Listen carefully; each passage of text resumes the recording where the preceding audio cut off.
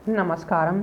Depression एक मानसिक रोग है और इतना ही नहीं, मानसिक रोग और भी बहुत सारे हैं। तो उन्हीं मानसिक रोगों में एक रोग होता है मैनिया, जिसको हम कहते हैं उन्माद। कोई व्यक्ति बैठा बैठा अपने आप से बातें कर रहा है, ज़्यादा खुश होता है, अपने आप को कोई राजा कहने लग जाता है। कई बार ऐसे बिहेवियर्स आपने शायद लोगों के देखे होंगे आसपास। या कई बार कोई व्यक्ति ज़्यादा ही ओवर एक्साइटेड हो जाता है, खुश हो जाता है ज़रूरत से ज़्यादा, आपको पता चल जाता है कि इसको ये प्रॉब्लम है।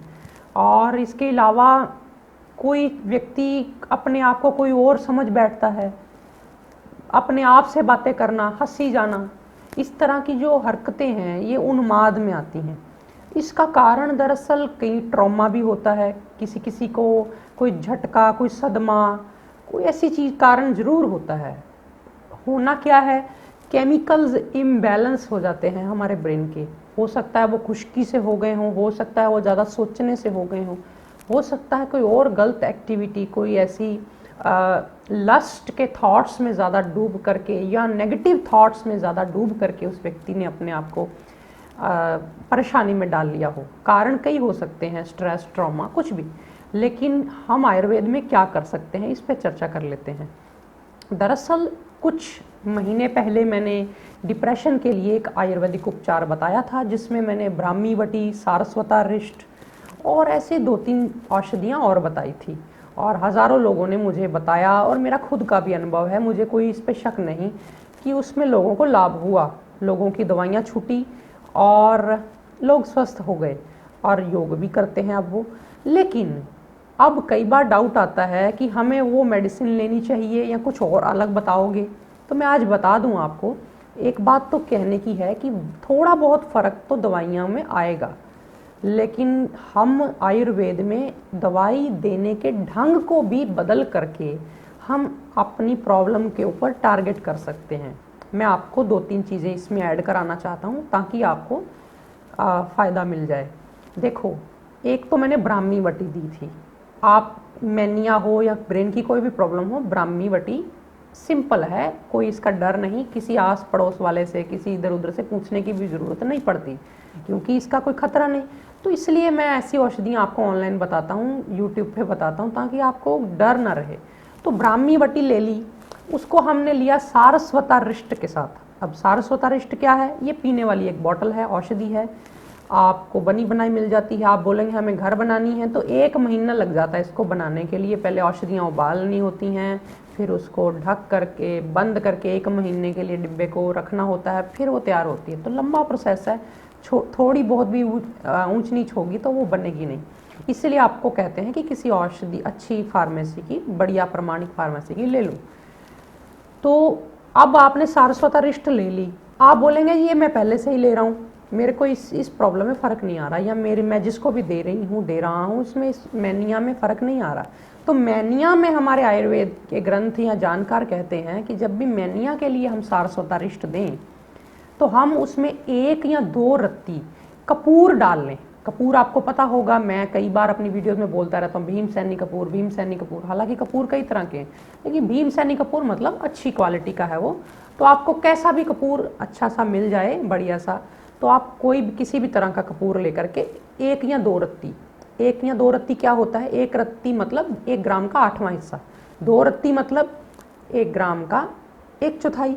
तो बस उतना ही, 250 मिलीग्राम के आसपास आप 200-250 मिलीग्राम कपूर लीजिए, उसको सारस्वतारिष्ट में मिलाइए, बराबर मात्रा में पानी मिलाइए, उसको फिर आप पीजिए दिन में 3 बार। खाने के आधे घंटे बाद या 15 मिनट बाद आपको आराम मिलेगा। अब मैं खाने के बाद दवाई लेने को क्यों बोल रहा हूँ, क्योंकि खाने के बाद यदि दवाई ली जाए तो वो नाभि से ऊपर वाले अंगों के लिए काम आती है। अगर हम नाभि के नीचे वाले अंगों के लिए दवाई देना चाहते हैं तो हमें खाने से पहले देनी पड़ती है कई बार। ऐसा हर जगह रूल लागू नहीं होता, लेकिन ज़्यादातर होता है। तो ये था एक छोटा सा नियम कि उसमें कपूर डाल दिया, उसी सारस्वतारिष्ट को साथ में, चाहते हो अगर अफोर्ड करते हो तो ब्राह्मी वटी ले लो, नहीं तो अकेला सारस्वतारिष्ट भी उसी पूरी उस मैनिया के लिए काम करने लग जाएगा, पूरा हेल्पफुल है। आप मुझे पूछ सकते हो कि पहले क्यों नहीं बताया। देखो, अगर इसको आप वैसे ही शौकिया तौर पे ले लोगे कि नहीं मेरे को मैनिया है तो नहीं, चलो हो ना मैं ले लूँ, तो नहीं चलेगा। अब वो वाला जो प्रयोग था जिसमें हम कपूर नहीं मिलाते थे तो कोई प्रॉब्लम नहीं है, थोड़े महीने ज़्यादा पी लिया कम पी लिया कोई फ़र्क नहीं पड़ता। लेकिन इसमें क्या है कि कपूर यदि ज़्यादा दिया जाए तो वो हमारे अंदर कब्ज करेगा। आपको पता होगा कैम्फर, होम्योपैथी में भी मेडिसिन आती है इस कैम्फर की, वो लूज मोशन रोकने के लिए, पेट के अंदर इन्फेक्शन, बैक्टीरिया की तरह तरह के बैक्टीरिया जो होते हैं उनकी इन्फेक्शन रोकने के लिए देते हैं, तो ये कब्ज कर देता है। इसलिए हम ज़्यादा मात्रा में इसको नहीं देते। एक रत्ती, अगर 3 टाइम लेना है तो 1-1 रत्ती देते हैं, 2 टाइम किसी ने पीना है सिरप तो हम 1-1 रत्ती डालते हैं। अब बात आती है सारस्वत अरिष्ट कितना लेना है।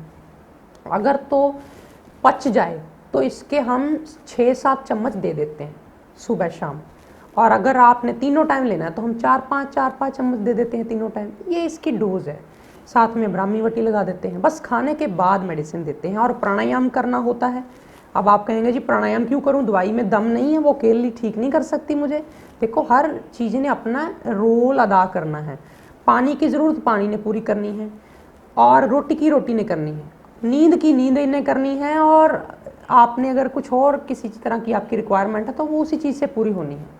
आप ये ना सोचिए कि मैं शरीर ना चलाऊं उसके लिए कोई गोली मिल जाए बस और मैं खुश हो जाऊं। आपको योग भी करना पड़ना है, शरीर चलाना है, आपको एक्सरसाइज, थोड़ा बहुत व्यायाम जितना हो पाए, पहले दिन थोड़ा कर लो, ज़्यादा धीरे धीरे बढ़ा लो, तो योग कर लो। और एलोपैथिक मेडिसिन धीरे धीरे छोड़ो समझदारी से। समझदारी इसी में है, क्योंकि एलोपैथिक मेडिसिन कहीं का नहीं छोड़ती। आप खुद जानते हैं, डॉक्टर मेरे से मिलते हैं आकर के, वो पोलाइटली कहते हैं देखो भाई आप बुरा ना मानना, वो कहते हैं कि भाई हाँ ये हमें पता है, खुद पता है कि ये फ्यूचर नहीं है, इससे काम तो चला जाते हैं वो दवाइयाँ, एमरजेंसी में कोई आदमी फंसा है, लेकिन वो हल निकाल के नहीं दे सकती। तो प्रॉब्लम को ढकने से कोई फ़ायदा नहीं है, आप उसको प्रॉब्लम को सॉल्व करिए। ये बातें जो मैंने आज आपको बताई, इसको आप आजमाइए और योग प्राणायाम करिए। धीरे धीरे सूझबूझ से अपनी एलोपैथी की नशे से बाहर आइए, और किसी तरह का नशा ना करिए, प्राणायाम करिए, ध्यान करिए, मालिश करिए शरीर की, तो आप पाएंगे मैनिया भी ठीक होता है। हालांकि मैनिया के लिए हम किसी किसी को ब्राह्मी वटी की जगह मानस मित्र वटी भी देते हैं, अगर उसको वाकई ब्रेन में काफ़ी वीकनेस आ गई है, क्योंकि उसमें काफ़ी सारे ऐसे छोटे माइक्रोन्यूट्रिएंट्स हैं मानस मित्र वटी में, तो वो चल जाएगा। लेकिन सारस्वत अरिष्ट में ये कैम्फर डालना जो है ये उन्माद वालों के लिए ज़रूरी है। साथ ही साथ अगर सारस्वत अरिष्ट नहीं पी रहा कोई व्यक्ति, खट्टा लगता है, तो ब्राह्मी का रस आता है, सिंपल ब्राह्मी का जूस, या कईयों ने ब्राह्मी के पौधे लगाए हुए हैं आजकल, तो वो ब्राह्मी के पौधे से या ब्राह्मी का रस बॉटल वाला आप निकाल के सुबह दोपहर शाम 4-4 चम्मच पी लीजिए।